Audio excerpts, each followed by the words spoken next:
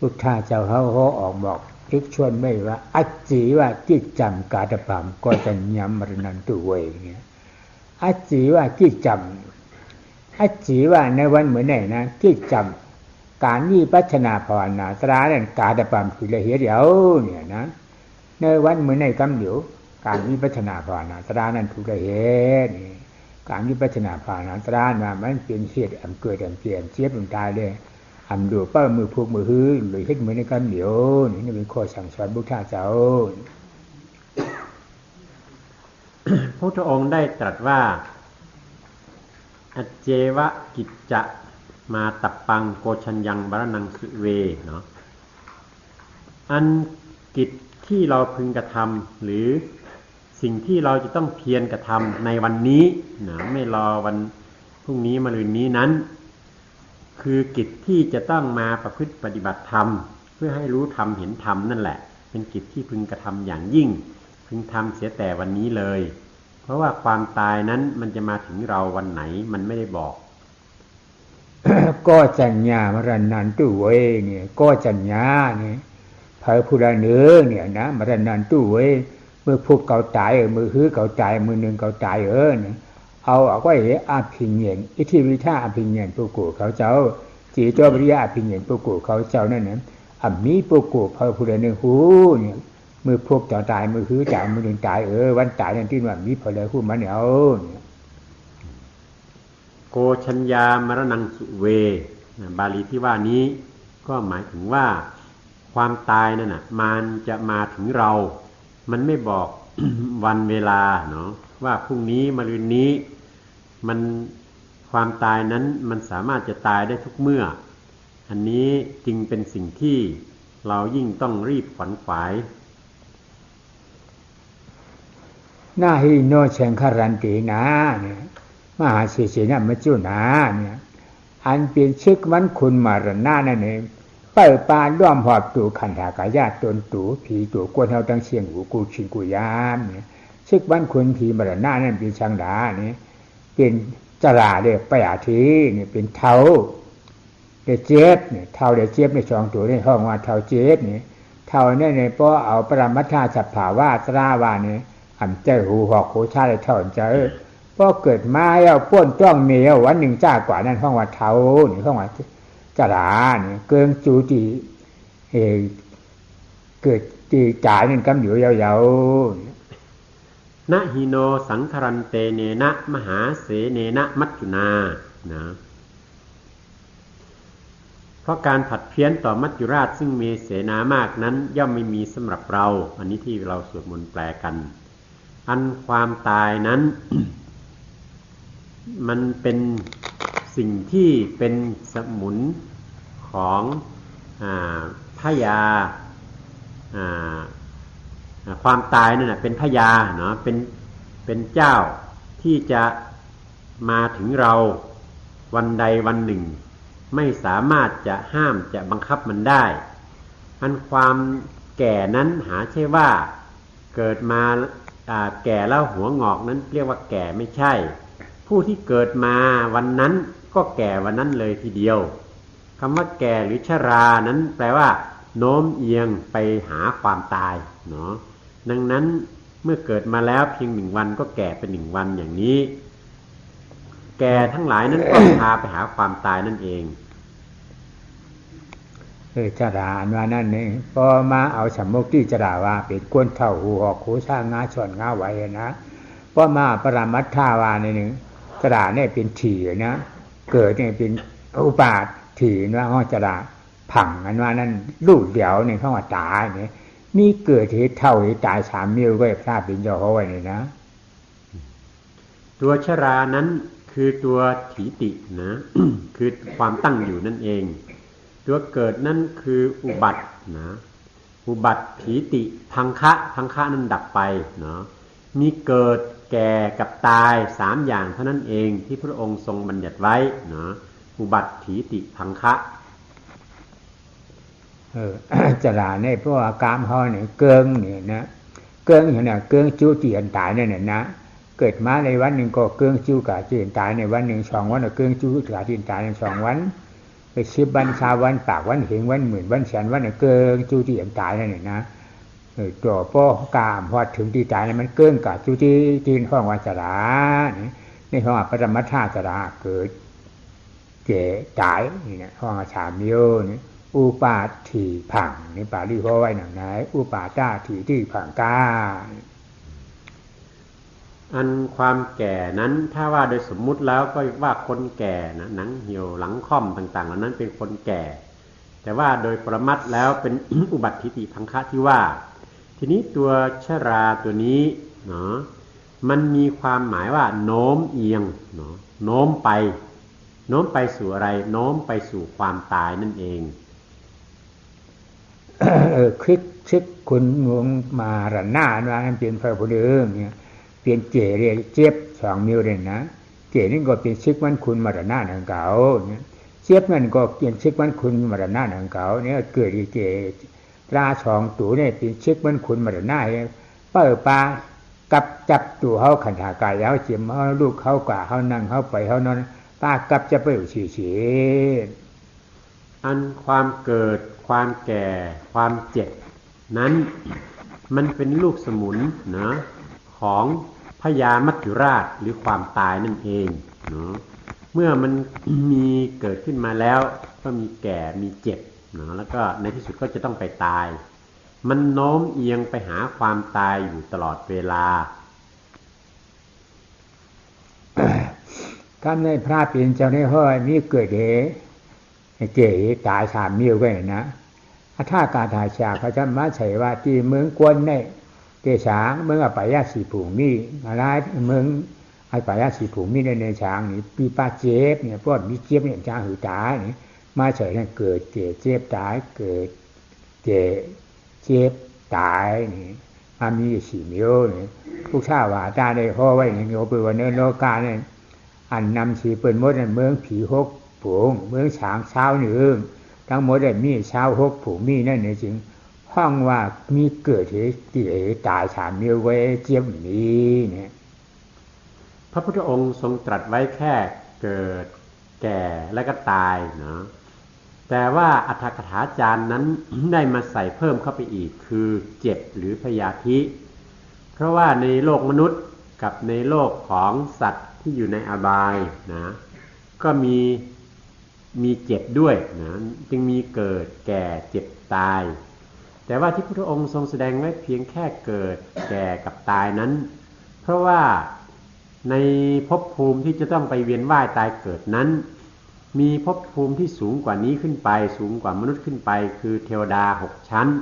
พระพรหม20 ชั้นท่านทั้งหลายเหล่านั้นมีเกิดมีแก่เจ็บไม่มีแล้วก็มีตายไปเลยเนาะมันมี3 อย่างดังนั้นพระองค์จึงแสดงธรรมอันที่เป็นกลาง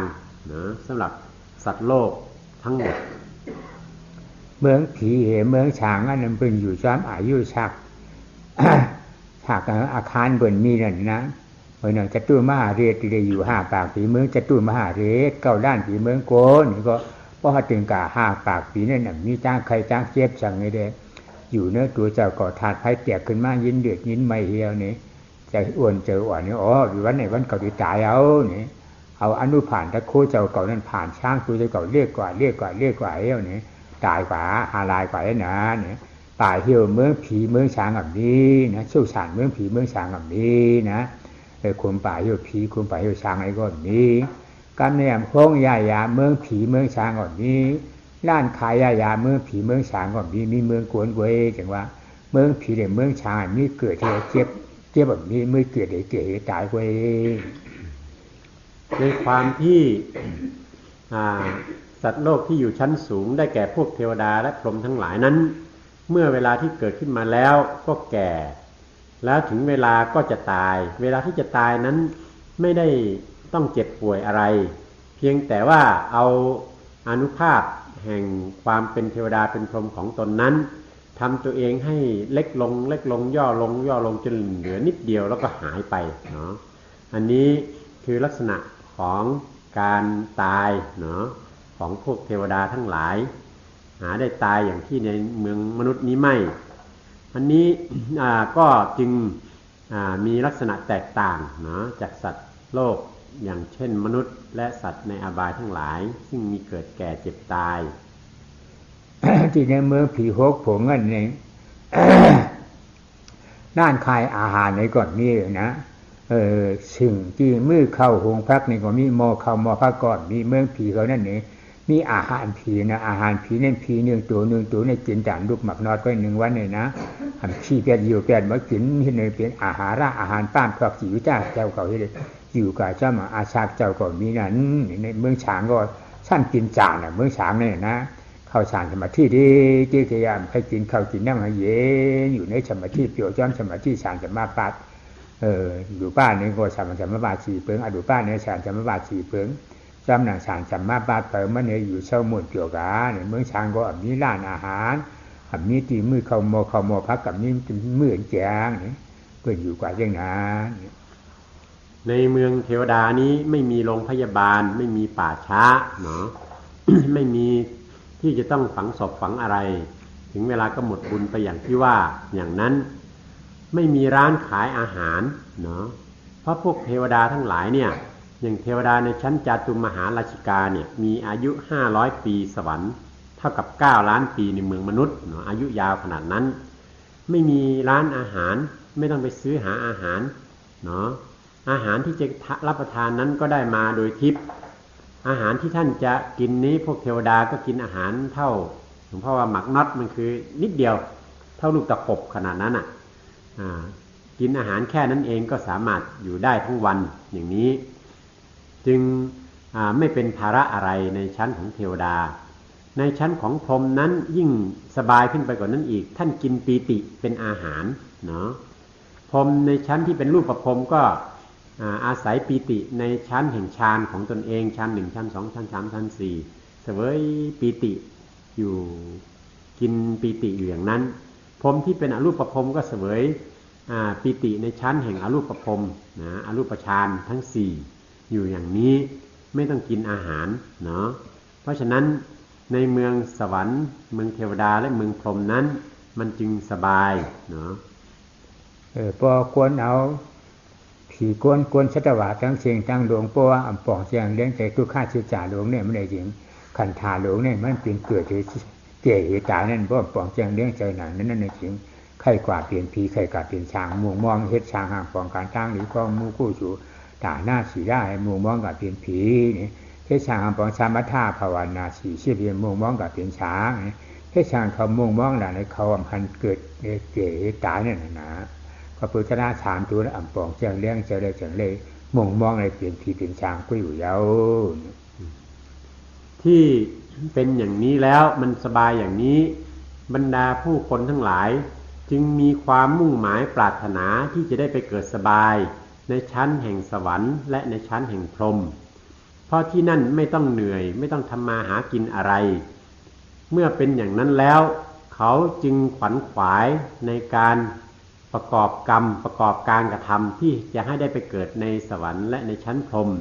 ด้วยการทำทานรักษาศีลเจริญสมถภาวนาต่างๆอยู่แข่งขันกันอยู่ชักชวนกันทำอยู่อย่างนี้เพื่อหวังว่าจะได้ไปอยู่สบายไปเกิดสบายซึกคนมรณะที่ในเมืองผีในเมืองฉางนั่นเป็นภาวนาเนี่ยเปลี่ยนเท่าไว้นะเป็นเก๋ไว้นะเป็นจรานั่นจราว่าเกิงจูติตายเนี่ยมีเฉพาะสระอันเกินกับจูติตาเนี่ยพอถึงวันมาตายเนี่ยกำเนิดที่ในเมืองกวนเขาจะจ่ายกาตรีฉานปุ่งจะในทางนั้นคือจ่าปุ่งได้ช้างเนี่ยมีเกิดเจ็บเจ็บตายมีปลาเจ็บเพราะมีเจ็บเนี่ยจ้าหือตาเนี่ยมีทั้งเกิดเจ็บเจ็บตายสระสีโตเนี่ยสระสีโตเนี่ยดิฉันลาเป็นตุข่าขานใจหลงเปลี่ยนชิกมันคุณมาดนาในชั้นแห่งพรหมนั้นก็ในชั้นแห่งเทวดาและพรหมนั้นก็มีสมุนของพญามารเพียงความแก่อย่างเดียวเท่านั้นเองเนาะที่เป็นสมุนของพญามารคือพญามัจจุราชพญามัจจุราชคือความตายนั่นน่ะ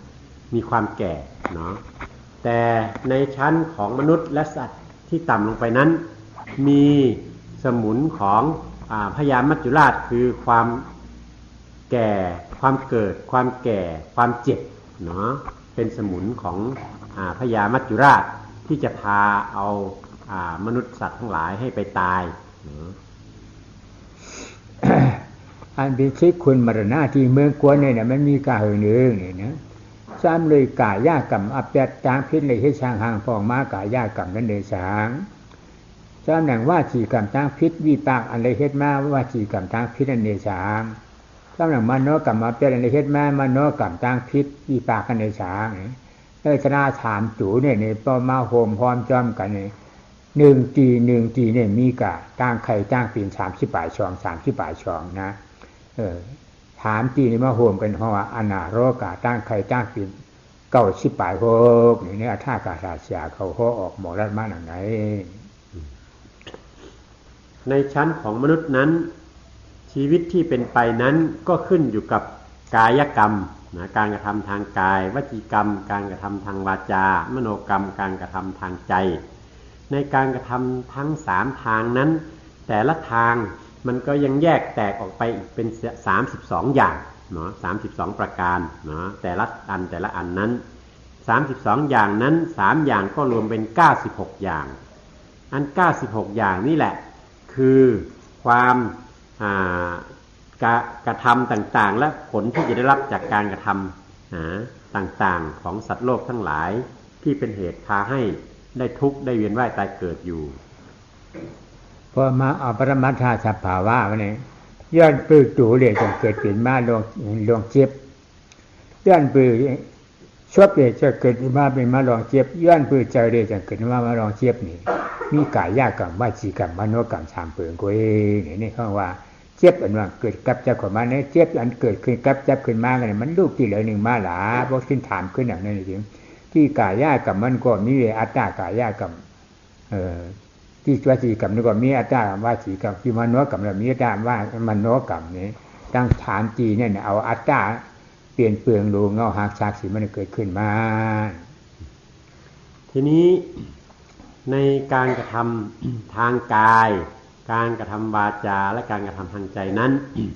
ผลที่ได้รับก็คือความทุกข์ความเจ็บความปวดต่างๆนั่นเอง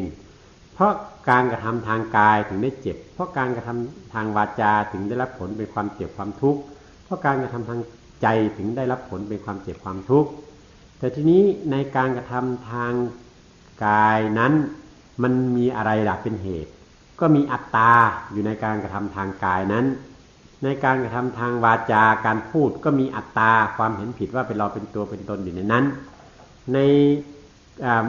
การกระทำทางใจมโนกรรมก็มีอัตตาคือความเห็นผิดว่าเป็นเรานั่นแหละอยู่ในนั้นด้วยมันจึงเกิดการกระทำที่เป็นผลให้ต้องรับทุกข์ทับเจ็บรับปวดขึ้นมามันเกิดมาคดี วาจาเหตุโตเหตุใจนั่นห้องวาจาดาในห้องว่าวิเจกรรมกิริสาอัตตาเฉพาะนี่นะอัตตาเฉพาะอันจามทามหลงออกมาคึกกับจะปิญญาบมาจอมชวบจอมตู่มาเนี่ย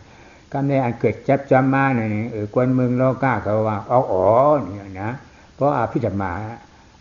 าเฉพาะธรรมเจ้าว่าสัมปติแช้งอันเกิดกับจะมาสัมปติแช้งอันตรวจล่าหาหุ้มเพื่อให้เอาสัมปติแช้งเพื่อให้เอาจิตเกิดขึ้นมานั่นห้องว่ามโนวิญมโนฐานมโนฐานในข้างว่าปริยุฐานากิริสาเนี่ยห่ำพอห้าวเฮียงจ้าเขียงจามเขียนเหมือนกิริวาจีกรรมการในอันเกิดขึ้นจับจะมากดีมโนตัวท่าว่าจานหลวงนั่นหนึ่งดีงั้นดีนั้นในห้องว่าสังนาเนี่ยอนุตยากิริสาเนี่ยอนามาเตก้าสัมชราจ้าเกิดเปลี่ยนมาหันตัวเขาถึงวันนี้คือกับจับมากกุจารกุปา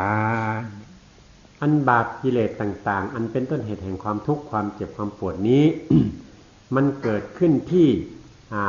กายกระทำเนาะอันที่เกิดขึ้นที่กายกระทำนี้ด้วยการทำผิดศีลผิดธรรมต่างๆเหล่านั้นเนาะอันที่สองนั้นมันเกิดขึ้นที่วาจาคือปากกระทำเนาะอันนี้เป็นกิเลสในเบื้องกลางอันที่อันที่เกิดในเบื้องกลางนี้มันเกิดที่สมองเนาะเกิดที่สมองที่เรียกว่ามโนธาตุเนาะคือความรู้ที่สมองเนาะอันนี้เป็นกิเลสในระดับกลางทีนี้กิเลสที่มันฝังลึกแน่นอยู่ในจิตในใจของคนเหล่านั้นได้แก่อนุตตยกิเลสะคือกิเลสเบื้องลึกฝังอยู่ในจิตใจนะฝังลึกอยู่ในจิตใจอันนี้เกิดขึ้นที่จิตใจ อันนี้ก็คือระดับของกิเลสทั้ง3ระดับนี่คือกิริชาฌานตีเนี่ยอันเกิดกับวาจีนั่นกายะวาจีนั่นเป็นช้างนั้นห้องว่าวิเจกรรมกิริชาของปิญญาบ่นะอาซาปิญญาเนี่ยนะเปลี่ยนยิ่งเปลี่ยนใจเปลี่ยนรูปเปลี่ยนก้อยเปลี่ยนก็เปลี่ยนมาประมาทลำเจอนี่นะให้เอาชินฉีล่าเดี๋ยวจับเป็ดก้อยนะชินฉีล่าจับเป็ดมันเดียวนี่นะมือเปลี่ยนผีมือเปลี่ยนช้างเขานี่ก่อนเดียวนี่ประยุทธานะกิริชานั่นคือกับจำจอมมาใจมโนธาตุสมบัติช่างหรือนั่นนี่นั่นก็เอาสมาธิสติสมาธิตระชองตัวจัดเปียดก้อยนั่นนะเพราะจัดเปียดนี่ก็มันเย้านี่นะมันเป็นจันกามันเย้ามันตายอย่างเงี้ยเหลือพรมันหลีมันในมือปีนช้างไว้อำรวจเกิดเจ็บตายเหงาเนี่ยก็แม่คือกับจับมาใจมโนวิญญาณหน้าธาตุหลวงเขามโนวิญญาณหลวงนั่นเลยสิคือกับจับมาพังลึกหนาสิปืนนั้นอัตตาเฉพาะตัวนั้นห้องปรามัทธะอัตตาเฉพาะนี่ปรามาเนี่ยเป็นติดที่จิตเฉยเป็นปรามัทธะเฉพาะนี่มันก็เป็นปรามาสของเขานี่นี่ก็ปรามาสตัวนั่นแต่เดี๋ยวขึ้นติ๊กตัวเวทมันนั่นเดี๋ยวเอาฉีล่าสมาธิติ๊กตัวตีไรเนี่ยอันไรเดี๋ยวปรามาสเดี๋ยวขึ้นติ๊กตัวเวทมันอย่างตีไรทีนี้กิเลสที่เกิดจากการกระทำทางกายและวาจานั้นเรียกว่าวิตกกมกิเลสะนะกิเลสที่วิตกยกขึ้นมาเนาะกิเลสที่เป็นวิตกกมกิเลสะนั้น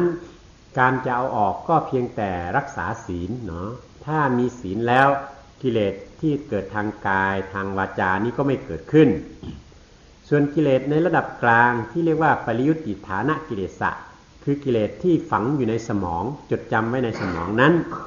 อันนี้เป็นกิเลสที่ระดับลึกลงไป กิเลสระดับนี้นั้นที่จะเอาออกได้นั้นก็ต้องใช้สมาธิเนาะต้องใช้จิตเป็นสมาธิถึงจะถอนมันออกได้นะความคิดนึกในสมองส่วนกิเลสในระดับ3ที่เรียกว่าอนุตตยกิเลสะนั้นเป็นกิเลสที่ฝังลึกอยู่ในจิตในใจที่จะเอาทานเอาศีลหรือเอาสมาธิมาขุดถอนมันออกนั้นไม่สามารถจะขุดถอนออกได้ต้องอาศัยเครื่องมือที่ดีกว่านั้นมันถึงจะขุดถอนออกมาได้ พระเป็นเจ้าเขาไว้ว่าชีดีเนี่ยวิเจกรรมนี่กิริชาขินดำกามาสุกติกัจจติชีดีเนี่ยเอาชินฉีล่า5 ปา10 ปาเก่า8 ปาเก่าปาสีเลฉังกุนเหือนเนื้อเนี่ยนะเอาชินฉีหน้าชองปากฝ่ายเช้าเจ็ดทุกจาก10 ชามสีเลจ้างกำเตรียมทวนในกวนจองนั่นเดี๋ยวจางอันนี้ห้องว่าวิเจกรรมกิริชาขินจำแก้ขาดปาดพุทธเปียดวิเจกรรมกิริชาวอันกับจบกับจอมชบมากับจอมตู่มากายากรรมวจีกรรมชองเปิงเนี่ยกามาลูกามาสุกติกัจจตินี่พรดีมันยิ่งชมวันในเมืองกวนผงหนึ่งในเมืองผีวผงเนี่ยเป็นในกามาสุกติ7 ผงมีนั่นอยู่ยาว ในเรื่องนี้พุทธองค์ก็ได้ตรัสไว้เป็นบาลีชัดเจนว่าสีเลนะวิตกมกิเลสะเคนตังกามสุขติงกัสสติเนาะ โดยอาศัยศีลเนาะเมื่อทำศีลให้สะอาดขึ้นมาแล้วก็ย่อมจักสามารถทำลายวิตกมกิเลสคือกิเลสที่เกิดขึ้นโดยวาจาโดยกายนั้นก็สามารถถูกขจัดไปได้เมื่อขจัดกิเลสระดับต้นนี้ไปได้แล้วกามสุขติงกัสสติก็ย่อมไปถึงกามสุขคือความมาเกิดเป็นมนุษย์เกิดเป็นเทวดาอันนี้เรียกว่าเทวดา7 ชั้นเทวดา6 ชั้นมนุษย์1 ชั้นรวมเป็น7 ชั้นอันนี้เรียกว่ากามสุขติภูมิเนาะกามสุขติภูมิถึงได้โดยอำนาจแห่งศีลอันเป็นปริยุทธานากิริชาตอนกลางก็นำพิธีกันนะเนี่ยธรรมทิยาบานาปริยุทธานากิริชาขินจำรูปัมอรูปัมกัจจตินี่พระปิณเจ้าวันนะในกาธรรมทิสติธรรมทิตราชองตูนั่นเองมันตัดเจ็ดปริยุทธานากิริชาอันจับความจำไปมาเจคุโจตาคานาสิวากายาตัวล่า5 หูนะที่เต้นั่นนะตัวล่า5 หูนั่นนี่ห้องว่าปหิชาฌานตามนอกเกิดเข้ามาเป็นอัตตานั่นนี่เขาว่าปริยุทธานากิริชาตอนกลางนี่อัตตาตายของเขาอัตตาปางเขานี่นะพรหลีมันนี่เป็นอย่างนั้นเอาช่วงปันหลูป้าเลยอหลูป้านะหลูป้าในโลกาในมี11 ผงมีไว้อหลูป้าในทำมี4 ผงนี้นะ ในการชิบห้าผู้มีในห้องว่าอยู่ป้าโลกาที่อันอยู่ที่อยู่ป้าชาอุปาทิชานิปาตนั้นเด็มีอนาการปุกุเขาความกล่าวว่าใดเนี่ยนะสมถะเนี่ยกล่าวว่าใดเพราะมันอนาการในจานนั้นอย่างดีกว่าใดเพราะเจออนาการในจานนั้นอันกว่าใดทีนี้กิเลสในเบื้องกลางคือปริยุทธิฐานะกิเลสนั้นวิธีที่จะขุดถอนเอามันออกเนาะกิเลสที่ฝังอยู่ในสมองนั้นก็ต้องใช้สมาธินะพุทธองค์ได้ตรัสว่าสมาธิยาปณะปริยุทธิฐานะกิเลสะเข็นตัมนะรูปังอรูปังกัสสติสมาธินั้นถ้าเจริญให้เกิดขึ้นมาแล้วย่อมจักทำลายกิเลสที่อยู่ในระดับกลางที่ฝังอยู่ที่สมองให้ดับสิ้นไปเมื่อทำลายกิเลสในระดับกลางนี้ได้แล้วก็ย่อมจักได้ไปถึงความเป็นรูปภพและอรูปภพเนาะ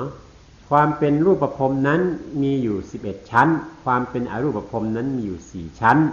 อันนี้เรียกว่าเป็นโ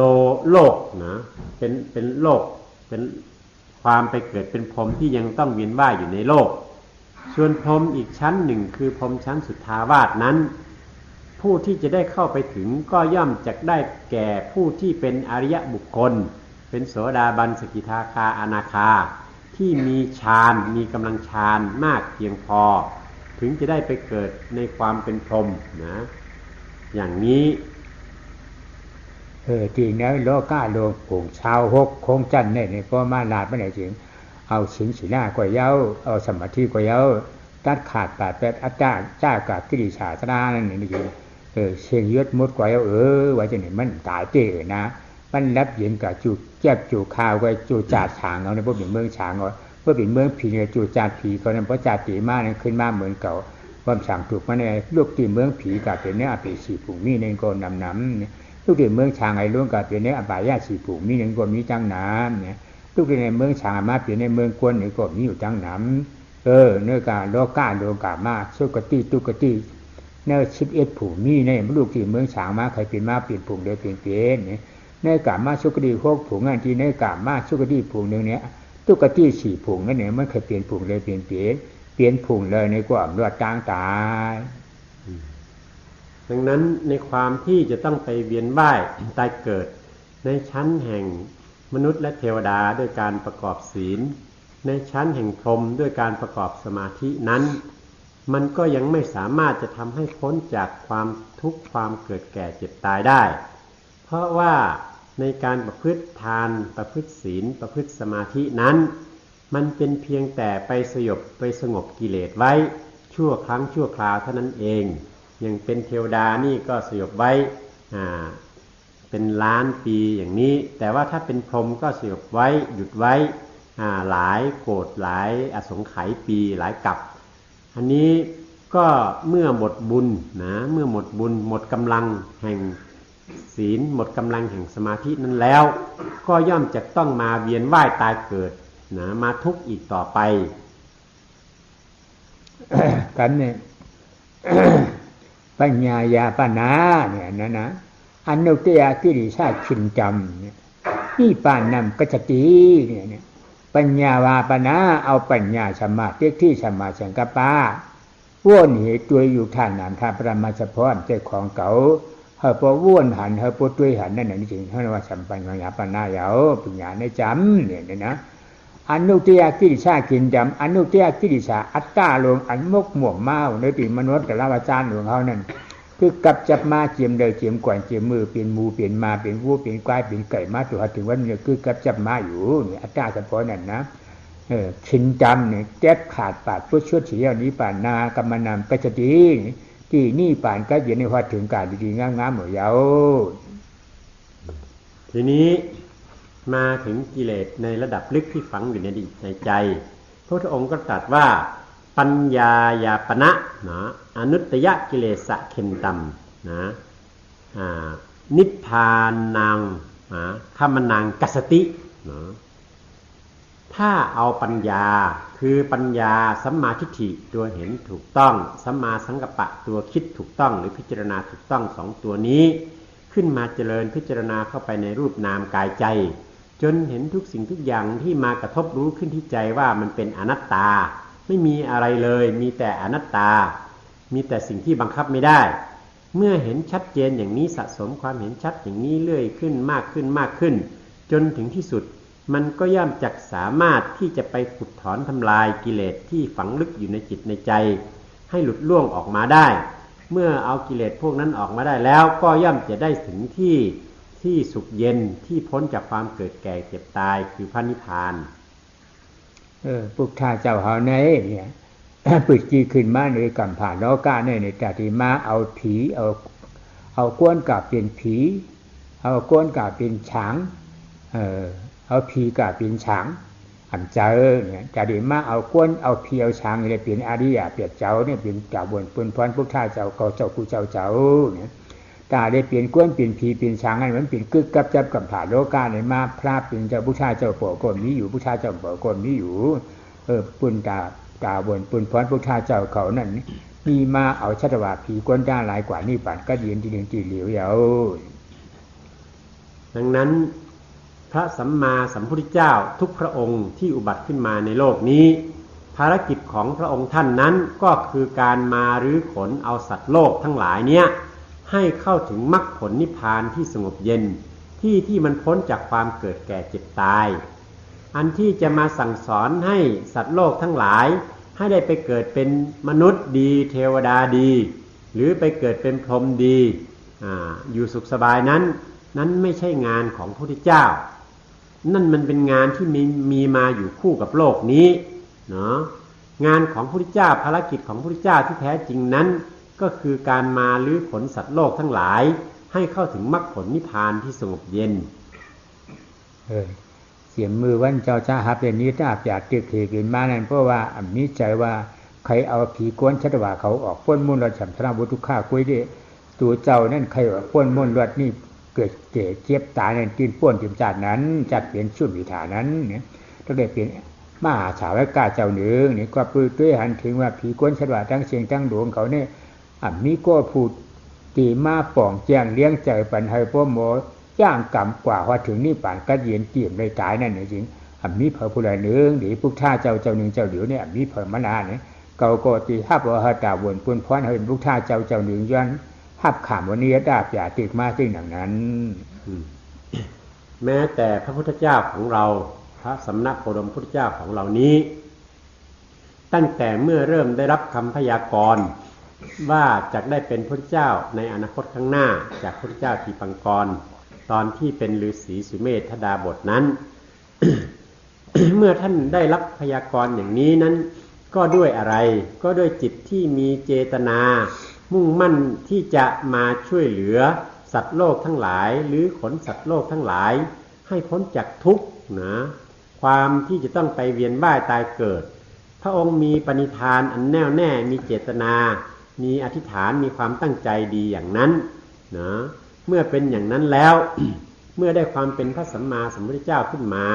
ก็จึงได้ทรงเมตตาโปรดสัตว์ทั้งหลายให้พ้นจากทุกความเวียนว่ายตายเกิด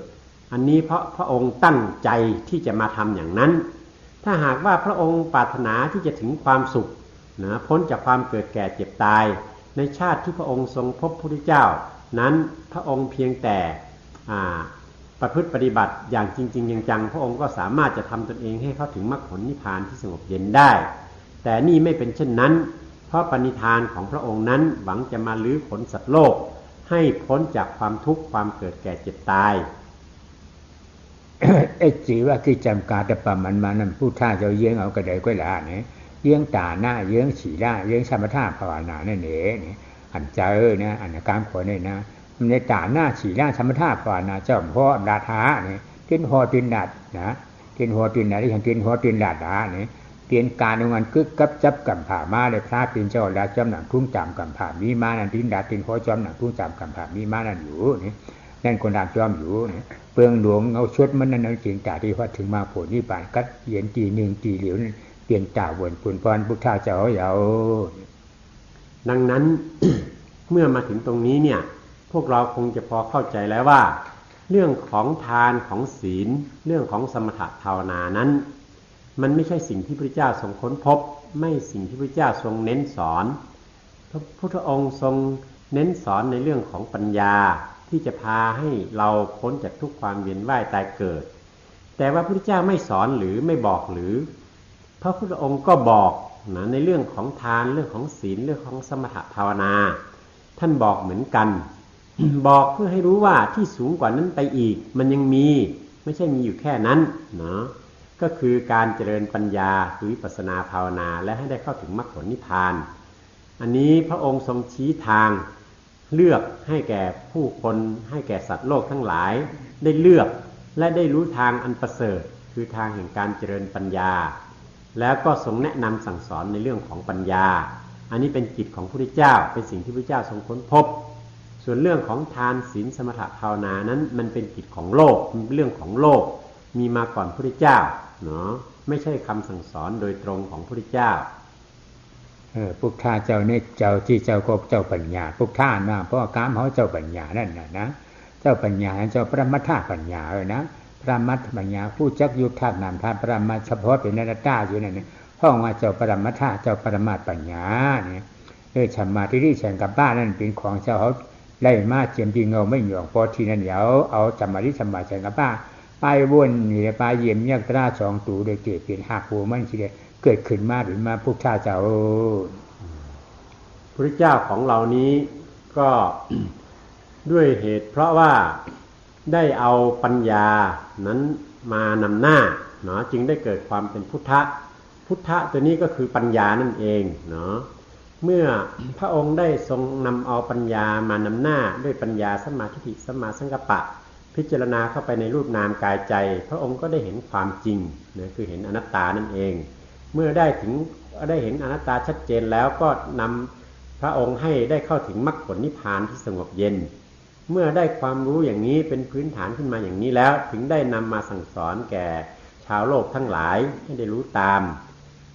นี่แม้แต่พุทธองค์ท่านก็เดินไปบนเส้นทางแห่งปัญญาเป็นตัวอย่างแก่เราทั้งหลายแล้วตาหน้านั่นเพราะว่าพระเป็นจอมเพราะเนี่ยผู้กูผู้เลยพอได้ว่าตาหน้าอันดีเนี่ยมันนั่นพิจารณาพิจปรุงยันตะเดนะสีด้านในอันดีตื้อดีกำบ่ในเรื่องพิจปรุงยันตะเดนะตาเป็นชาติมาชาตินั้นตาดีเดเป็นกวนดีกวนยาดีเดกินดีนุ่งดีนวลดีเนี่ยอันดีเนี่ยพิจปรุงยันตะเดเนี่ยเพราะธรรมชาติมาท่าเนี่ยดีเนี่ยดูเปียเด้อพวกนี้ก็นี่ก็ช่างพิจทำมันตะเดอย่างเก่าเนี่ยวิปัสสนาเนี่ยอันดีดูเปียเด้อเนี่ยพิจทำมันตะเดอย่างเก่าเนี่ยอันตะเดหรือช่องสามช่องปื้อปรุงยันตะเดทำมันตะเดตราช่องตูเนี่ยในจริงถ้าเปลี่ยนเจ้าติ้นเวทก็ได้ลีอยู่เนี่ยตาหน้านี่ก็ปั่นแห้งอยู่ฉีด้านนี่ก็ปั่นแห้งอยู่สัมปทานนี่ก็ปั่นแห้งอยู่เนี่ยเปลืองหลวงเงาเก้าชุดมันนั่นเป็นพระมาตาเอาชัตวาเขาบอกพ้นมรสัมสารวัตถุฆ่าการใช้ชีดจ่าฉีเปลืองฉีป้าอนัตตาเฉพาะสรานั้นเปลี่ยนเงาเก้าหมูหน้าหลวงมันยาวพระสัมมาสัมพุทธเจ้าของเราในเรื่องของการให้ทานรักษาศีลนั้นพระองค์ก็ได้ทรงแนะนำไว้ เหมือนกันเพราะว่าถ้าไม่ทำอย่างนั้นผู้คนทั้งหลายก็จะพากันไปทำในสิ่งที่ไม่ใช่เป็นบุญเนาะอันนี้เป็นบุญยะอันตรายคือไม่อยากทำบุญไม่อยากให้ทานรักษาศีลเนาะถ้าทำอย่างนี้แล้วเขาก็ย่อมจะเสียประโยชน์จากความที่จะได้บุญอันเป็นสิ่งที่ทำให้ใจสงบกายสงบพระองค์ก็จึงได้ทรงแนะนำไว้นะอีกอันหนึ่งคือความที่ประพฤติสมาธิสมถะภาวนานั้นมันเป็นเหตุแห่งกุศลแห่งความดีเนาะเพราะว่าการประพฤติสมาธินั้นถ้าหากว่าไม่ทำไม่ประพฤติเขาก็จะไปเจอสิ่งที่เรียกว่าธรรมะอันตรายเนาะในทางเดียวกันในเรื่องของการเจริญปัญญาสัมมาทิฏฐิสัมมาสังกัปปะนั้นถ้าหากไม่ประพฤติไม่ทำเขาก็ไปเกิดสิ่งที่เรียกว่าธรรมอันตรายเนาะธรรมะอันตรายคือว่าไปกระทำในทางที่ไม่ใช่ทางแห่งกุศลนะที่จะพาให้ดีขึ้นหรือไปหลุดพ้นทีนี้ในเรื่องของสิ่งที่จะช่วยพาให้หลุดพ้นนั้น มันก็ไปอยู่ที่อริยสัจทั้ง4ข้อนั่นเองคือปัญญาทั้ง4อันคืออริยสัจทั้ง4ความจริงอันประเสริฐทั้ง4ที่พระเจ้าทรงค้นพบนั่นเองอันนั้นแหละคือตัวบุญอันยิ่งใหญ่นะคือตัวธรรมอันยิ่งใหญ่ที่จะพาให้สัตว์โลกทั้งหลายได้พ้นจากทุกความเกิดแก่เจ็บตายเจว่าที่จำในพระเป็นเจ้าเยี่ยงบัณฑิตเยี่ยงอย่าวิปัสสนาภาวนากรรมฐานคำเดียวนะเขาเลยมาเกิดควบทุกข์ญาสานาคำพระเป็นเจ้าเยานี่ เส้นตั้งตาดีออกป้นมุ่นลวดสัมพระบุตุฆ่าคานเฉลวงได้ในนิสังหนาเนี่ยมีวิปัสสนาภาวนาสร้างเส้นหนึ่งเส้นอยู่ไว้เนี่ยแต่อาจผู้กูออกป้นลวดสัมพระบุตุฆ่าคานใจเขาเบียนภาวนาเนี่ยอริยะเปียเจ้าเขา ดังนั้นงานของพระสัมมาสัมพุทธเจ้าดังที่ได้กล่าวแล้วงานสำคัญของพระองค์คือการมาลื้อขนสัตว์โลกให้พ้นจากทุกข์ความเวียนว่ายตายเกิดเครื่องมือที่จะพาให้สัตว์โลกทั้งหลายพ้นจากความทุกข์ความเวียนว่ายตายเกิดก็คืออริยสัจสี่ซึ่งพระอริยเจ้าทั้ง8จำพวกนั้นท่านทั้งหลายเหล่านั้นก็ได้เดินไปบนเส้นทางแห่งปัญญาอันนี้แหละได้ถึงความเป็นอริยมรรคอริยผลขึ้นมาอันนี้จึงเป็นงานที่เป็นหน้าที่เป็นหลักโดยตรงของพระพุทธเจ้าและเป็นทางเดินอันเอกอันประเสริฐคือเส้นทางแห่งมรรคมีองค์8อันเป็นหนึ่งในอริยสัจทั้ง4ข้อข้าเป็นเจ้าเขาออกบอกว่าเพราะว่าใครหุงเก๋อเมื่อไหร่ถึงกว่าที่น้ำสมุทราเนี่ยน้ำสมุทราในกัตตะเกาที่ไหนก็หุงเป็นเก๋อกันนะเนี่ยนะพูดแล้วภายในเคยได้เสียงเชียวเสียงเลียงเสียงปรำญาหลวงเมื่อไหร่จึงกว่าที่รวยบุญปุ่งล่าที่นี้ที่นั่นที่ที่ญากันเดียวเนี่ยนะพูดแล้วภายในเคยออกพ้นเมื่อไรสัมสราบุตุฆ่าขันจะเนี่ยกว่าที่ศาสนาพระปิ่นเจ้าอันว่าสัมมาวิหารีโยงสัมมาทิฏฐิสัมมาแสงกัปปะสราชองถูอ่อนหูน้ำหนามากแองกาเปียดเผิงห่วมพร้อมจอมกันห้องวาชจันนุโรมาตรานั่นนั่นอย่างถ้าที่ได้มากโผล่นิพพานออกพ้นเมื่อไรต่างเกิดเกี่ยเจ็บตายอยู่ผู้ใดปรารถนาอยากจะได้เกลือก็จงไปที่น้ำมหาสมุทรจะไปตักเอาน้ำในมหาสมุทรที่ใดก็ตามมาต้มมาหุงแล้วก็ย่อมจะได้เกลือผู้ใดที่ปรารถนาจะได้เพชรพลอยก็ให้ไปที่ดอยเวปุระดอยเวปุระนี่เป็นดอยแห่งเพชรพลอยถ้าใครไปถึงแล้วถ้ามีปัญญาเฉลียวฉลาดก็ย่อมจะได้เพชรพลอยขึ้นมาอีกอันที่สำคัญก็คือว่าเมื่อผู้ใดปรารถนาที่จะพ้นจากทุกข์ความเวียนว่ายตายเกิดก็จงไปที่มีพระพุทธศาสนาเข้าไปในศึกษาในพระพุทธศาสนาจนเข้าใจถึงวิธีประพฤติปฏิบัติที่ถูกต้องนำไปประพฤติปฏิบัติก็ย่อมจะได้มรรคผลนิพพานที่สงบเย็นพ้นจากความเกิดแก่เจ็บตายขึ้นมาอันนี้มันเป็นเรื่องของบุคคลทั้งหลายที่จะใช้สติปัญญาของตนเองนะพิจารณาแล้วเดินไปในทางที่ถูกต้องตาตีออกพ้นมนรถสัมสราวัตถุฆ่าเกิดเกิดเจ็บตายเดี๋ยวไหนอย่าง มีพวกท่าเจ้าเลยกว่าโมกว่าไว้นั่นจึงมีเผอเนี่ยมีสัมมาสัมพุทธเจ้า3เจ้าพระอิกาพุทธเจ้าหนึ่งมี4ปุกุไว้เลยนะอันคือด้วยอากาศสาวกมหาสาวกปกติสาวกปุกุ3ปุกุนั่นจริงเพราะว่ามีพวกท่าเขาเจ้าที่จำหมอกลาดในปัญเชจาสีเพิงสีพระอนัตตาเฉพาะตราสีเย้าป่องเจียงเลี้ยงใจอ่ำโมกว่านิพพานพิจิกาบุกถ่ายสมาสัมพุทธา3เจ้านั้นกินโมกว่าโมไปเฮ็ดเอาทั้งเจ้าเก่าใหญ่คู่มาหวานมาห้างเผิงมาในโมกว่าโมไปนิพพานอันผู้ที่จะสามารถเอาตนเองให้เข้าถึงมรรคผลนิพพานสงบเย็นนั้นถ้าหากว่าไม่มีพุทธศาสนาเกิดขึ้นในโลกนั้นผู้ที่จะไปถึงมรรคผลนิพพานด้วยตัวเองก็มีพระปัจเจกพุทธเจ้ากับพระสัมมาสัมพุทธเจ้าทั้งหลายเท่านั้นเองที่จะไปถึงมรรคผลนิพพานที่สงบเย็นส่วนปกติสาวกอัคคสาวกมหาสาวกทั้งหลายนั้นถ้าไม่ได้พบศาสนาของสมเด็จพระสัมมาสัมพุทธเจ้าย่อมไม่มีโอกาสที่จะเกิดขึ้นมาได้อันนี้ความสำคัญมันจึงเป็นสิ่งที่ว่ามีศาสนาคือพุทธศาสนาเกิดขึ้นแล้วนั่นแหละมันจึงจะเกิดช่องทางที่จะเอาตนให้พ้นจากทุกข์ถึงที่สุขเย็นคือนิพพาน เยอะกี่พวกกูเขาอย่าชั้นบ้าปรามเยอะไปเตรียมไปปีมาขวนี่ป่าแนมได้โยนอย่าไปมีใจแจ้งนะอันปรามีปี้เตรียมทวนอะไรมาขวนี่ป่าแนมมีช่างหลาในปิจิก้าพุทธาเจ้าเนื้อสัมมาสัมพุทธาสามเจ้าอากาสาวกไอ้มหาสาวกพ่อห้าพวกกูเนี่ยเป็นปรามีเตรียมทวนอะไรมาขวนี่ป่าเนี่ยอันคิดปกติสาวกเขาเนี่ยอ่านหูอาเสียงขี่มันนับอ่านชายมาจรานเขาป้อมเดี๋ยวนั้นเอาปัญญาเอาวิริยะขามนาเฉลียคัดช่างห่างปองปันขามพัดขามโตสู้ตึกตัวตุกข้าศึกษาหลงชราได้ดิให้พวกเปลี่ยนอนัตตากันนั่นนี่เปลี่ยนปุกโกเนื้อนั่นในจ้างกรรมเป็นอะไรมาผลนิพพานก็เองอันความที่จะได้ไปถึงมรรคผลนิพพานดังที่ว่านั้นถ้าเป็นอัครสาวกมหาสาวกหรือปกติสาวกทั้งหลายนั้นก็ย่อมไม่สามารถจะไปถึงได้เองถ้าไม่พบคำสอนของพระพุทธเจ้าผู้ที่ได้พบคำสอนของพระพุทธเจ้าแล้วประพฤติปฏิบัติตามอย่างเช่นพระอัครสาวกมหาสาวกทั้งหลายนั้นอันนั้นก็เป็นเรื่องที่ง่ายที่ท่านจะได้บรรลุถึงธรรมที่ไม่เกิดไม่ตาย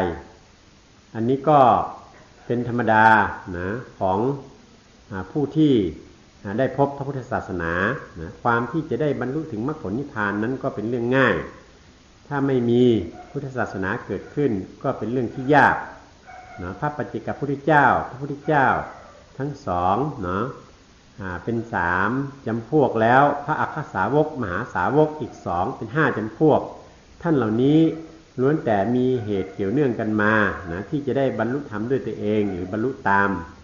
ปกติสาวกอย่างเราท่านทั้งหลายนั้นไม่ต้องอาศัยบารมีเนาะหลายคนจะมาประพฤติปฏิบัติธรรมก็เกรงว่าบารมีเราไม่พอไม่ถึงย่อมไม่มีโอกาสได้บรรลุธรรมอันนี้ไม่เกี่ยวกันเนาะไม่เกี่ยวด้วยบารมีเกี่ยวกับความวิริยะอุตสาหะเราที่เป็นปกติสาวกทั้งหลายเนี่ยเกี่ยวกับความวิริยะอุตสาหะภาคเพียรนะประพฤติปฏิบัตินะศึกษาให้ถูกต้องและปฏิบัติให้ถูกต้องตามแนวทางแห่งวิปัสสนากรรมฐานแล้วก็ย่อมจะสามารถเอาตนเองให้พ้นทุกข์ความเวียนว่ายตายเกิดได้ไม่เกี่ยวกับบารมีที่หู้ปองแจงเลี้ยงใจมันมืนผู้ท่าเจ้าเขาธรรมะจักจ่าพิจารณาธรรมะจักจ่าธรรมะกระต่าวนเถื่อนหลวงถึงไงนะอันเกี่ยวกับปรามีชีเดได้มาโขนี่ป่านั่นอันที่จำหมอกด้านนี้ป่าไม่มีกวนหาก็ไว้นะเจ้ากวนดิ่งเนี่ยว่าป้าพัทยามานั่นอาซาที่เขาเจ้าหาเจ้าเนี่ยเป็นมหาสาวว่าก้าหลงป้านแผ่นปรามี1 แสน 1 เฮียง4 บาท26กำผ่ามาเตรียมทวนจะได้มหาพรหมญาบุทธาเจ้าเป็นยานด่ากว่าอันคิดอย่างผีชี้ปาก8เลย10 ล้านช้างห้ำชองอาแฉงขีนั่นนี่อันที่จำหมอกด้านในปันป่าดามีเขาเนี่ยเป็นปกติสาวกเชียงเฉงเอาตัวเลยโคตรทวญาตราพระปิ่นเจ้าว่าเลยโคตรทวญาพระปิ่นเจ้าเยี่ยวได้ถอนตราธรรมะอาเชจ่าฉีเพิงฉีป้าปองเชียงเลี้ยงใจว้วนพอทันถึงอนัตตาเยี่ยวเนี่ยได้มากเลยผูกกว่าเนี่ยเขาหาเจนก็เหมือนหนังผีฉางเจนกล้วยหนังเก่าตัวอย่างอันสำคัญที่ทำให้เราทั้งหลายไม่ต้องกลัวในเรื่องบารมีนั้นก็ดังเมื่อครั้งที่พระองค์ทรงแสดงปฐมเทศนาในครั้งนั้นมีมนุษย์เพียง5 คนที่ได้บรรลุธรรมนั่นคือท่านปัญจวัคคีย์ทั้ง5ท่านปัญจวัคคีย์ทั้ง5นี้เป็นมหาสาวกนะได้บำเพ็ญบารมีร่วมกับพระพุทธเจ้ามาเป็นเวลาถึง100,000กับอีก100,000 กับ 1,426 กับเนาะได้บำเพ็ญบารมีร่วมกับพระพุทธเจ้ามาท่านถึงได้มาบรรลุธรรมในวันนั้นแต่ในขณะเดียวกันนั้นมีเทวดาอยู่180 ล้านองค์แล้วก็มีพระพรหมอีก2 อสงไขยได้บรรลุธรรมด้วยในวันที่แสดงปฐมเทศนานั้นท่านที่เป็นเทวดาและพรหมที่บรรลุธรรมในวันนั้นไม่ได้มีคำบอกไว้ว่าท่านได้บำเพ็ญบารมีอะไรมาก็จึงเหมือนกับพวกเราทั้งหลายที่เป็นปกติสาวกอยู่ขณะนี้แหละมันไม่เกี่ยวด้วยบารมีท่านได้ฟังธรรมได้อาศัยสติปัญญาพิจารณาน้อมตามเมื่อได้ฟังอริยสัจ4เข้าใจถูกต้องดีแล้วท่านก็ได้บรรลุธรรมดังนั้นอันนี้จึงเป็นตัวอย่างอันหนึ่งที่ ให้พวกเราอย่าไปกลัวในเรื่องของบารมีอย่าไปติดเรื่องบารมี ถ้าหากเราได้เกิดพบพุทธศาสนาได้ฟังน้ำธรรมคำสอนจากพระอริยเจ้าที่ท่านได้ปฏิบัติสำเร็จแล้วมาสั่งสอนนำเอาข้อธรรมเหล่านั้นมาใส่ใจฝึกหัดปฏิบัติด้วยความศรัทธาและวิริยะอุตสาหะก็ย่อมจะสามารถเอาตนเองให้พ้นจากทุกข์ความเวียนว่ายตายเกิดได้เช่นกันธรรมบรรยายเป็นการปฐมนิเทศปฐมเทศนาแก่ท่านทั้งหลายในการที่จะมาปฏิบัติกรรมฐานครั้งนี้ก็ขอยุติลงเพียงเท่านี้ต่อไปก็จะได้มอบกายถวายชีวิตเนาะต่อพุทธธรรมพระสงฆ์รับกรรมฐานไปประพฤติปฏิบัติกันต่อไปตรงที่มีขำศีลขำฮะเนาะศีลไม่ต้องรับทุกคนมีอยู่แล้วเพราะว่าศีลได้มีอยู่กูก็เนี่ยหรือเอายกมันออกมากได้เนี่ยวะหรือเป็นอริยะไว้นะก็ในแต่ละย้อนกับมันท่านออกในบาเจ้าผมอยู่เนาะพุทธาปุเจมิ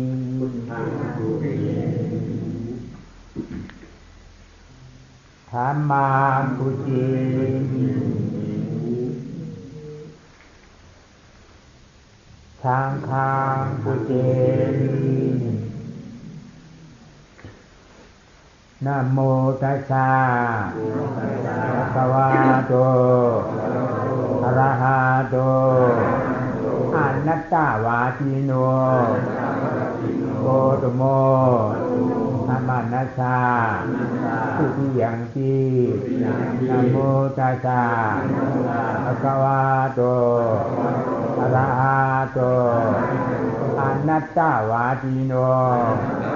โคตโมธัมมานัสสะทุติยังปินะโมตัสสะภะคะวะโตอะระหะโตอะนัตตวาทิโนโคตโมธัมมานัสสะอิมาหังอัตถาวังสุขัสสะปริจาจานิอิมาหังอัตถาวังธัมมัสสะปริจาจานิอิมาหังอัตถาวังสังฆัสสะปริจาจานิอิจังนิปุญญังอาสวัคยังอังโฆตุมาญาบากังสติสตาข้ามัมละพานตุข้ามัมละพานตุข้ามัมละพานตุคนเก่าก็น้ำอยู่คนเก่าออกคนเก่าให้เสียงนะออกคนเก่าตั้งวัดตั้งเสียงให้โยมีคนใหม่มีหลายเกาะยกมือหานุคนใหม่มีเอามาเท้าในป้อมันนี่คนใหม่เนาะมันเสียเข้าใจกันหนูกูก้อนเนาะเขากันติดใต้อะไรอยู่มันใจรอไทยรอโยนอ่ะรออะไรกันหมดอ่ะเนาะเข้าใจเนาะในขันธ์หาหลวงเขาได้มันมีอย่างไงเนี่ยมีหนึ่งในห้องว่าสังขารและขันธ์หาสองในห้องว่าวิญญาณและขันธ์หาสามในห้องว่ารูปและขันธ์หาสี่ในห้องว่าเสียงและขันธ์หาห้ามีอุจจาระขันธ์หามีขันธ์หาห้าตัวขันธ์ห้าตัวนี่มากองกันกันเดียวมากองกันที่หินที่อุจจาระขันธ์เวทนาก็เป็นมันจิตตาก็เป็นมันสังขารก็เป็นมันรูปและขันธ์ก็เป็นมันมีอยู่ก็ดีเวทนาเชียงๆนะเวทนานั่นนี่มันได้เกิดขึ้นมานังเห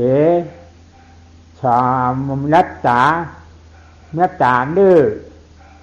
ปืดจาหยาดปีหยาเยี่ยมยักลงกันในขันธ์เขาเนี่ยยักลงกันในขันธ์เขาเนี่ยมันดีหันชางานเนี่ยดีหันเกิดขึ้นมาเจ็บว่าเจ็บเกิดขึ้นมาปอกก็เลยมาเกิดดีใจหูเจ็บว่าใจหูเจ็บว่าใจหับเจ็บมีสามเดียวนะเจ็บมันเป็นลูกใจหูเจ็บนั่นเป็นจิตตาเป็นใจ ใจรักเจ็บเป็นเวทนายับอธิเวทนานั่นนี่ว่าตัวโอ้อนัตตามใจขวางเฮาหนอตัวให้หันหน่ว่าอนัตตามใจขวางเฮาหนอนี่ก็นานก็นะร่างกายนี่ป่านก็เดียวนี่มันกว้างจังเลยนะนี่อ่อนก็เพราะโมกว่านี่ฮะตินใดนะหลวงพ่อบอกว่าการทำวิปัสสนากรรมฐานหรือวิปัสสนาภาวนานั้นมันไม่ได้ยากเนาะคือตัวเราเนี่ยประกอบขึ้นด้วยสังขารนะสังขารคือความเป็นรูปร่างความนึกคิดปรุงแต่งต่างๆสังขารนะแล้วก็มี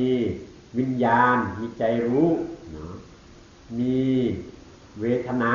มีใจรู้สึกนะใจเจ็บใจปวดใจเวทนาใจเป็นทุกข์เป็นสุขนะแล้วก็มีสัญญามีความจำหมายแล้วก็มีรูปนะมี5 อย่างนะ5 อย่างนี้เมื่อมาพิจารณาแล้วมันมาแล้วที่เวทนาทั้งหมดเนาะให้พวกเราสนใจที่เวทนาเพราะที่เวทนานั้นจิตก็เป็นมันเนาะจิตตาก็เป็นมันธรรมาก็เป็นมันนั้นเนาะกายาก็มาแล้วที่เวทนานั้นเนาะเพราะฉะนั้นให้สนใจที่เวทนาที่ความรู้สึกเมื่อเวลาที่เรานั่งปฏิบัติ